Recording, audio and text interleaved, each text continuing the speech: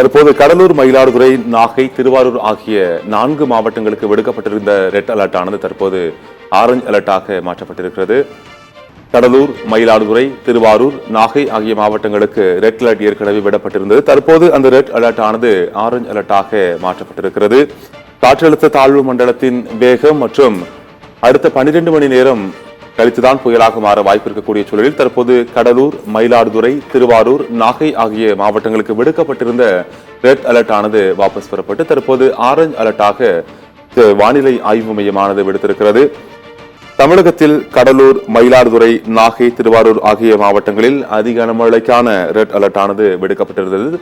இந்நிலையில் தற்போது ஆழ்ந்த காற்றழுத்த தாழ்வு மண்டலத்தின் வேகமானது குறைந்திருக்கக்கூடிய சூழலில் தற்போது அந்த கடலூர், மயிலாடுதுறை, திருவாரூர், நாகை ஆகிய 4 மாவட்டங்களுக்கும் தற்போது ரெட் அலர்ட் ஆனது வாபஸ் பெறப்பட்டு ஆரஞ்சு அலர்ட்டாக தற்போது விடுக்கப்பட்டிருக்கிறது.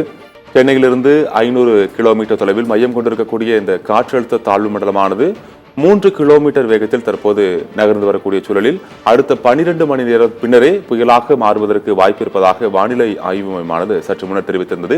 இந்நிலையில் 4 மாவட்டங்களுக்கு விடுக்கப்பட்டிருந்த ரெட் அலர்ட் ஆனது, அதாவது கடலூர், மயிலாடுதுறை, திருவாரூர், நாகை ஆகிய 4 மாவட்டங்களுக்கு விடுக்கப்பட்ட ரெட் அலர்ட் ஆனது வாபஸ் பெறப்பட்டு தற்போது ஆரஞ்சு அலர்ட்டாக விடுக்கப்பட்டிருக்கிறது.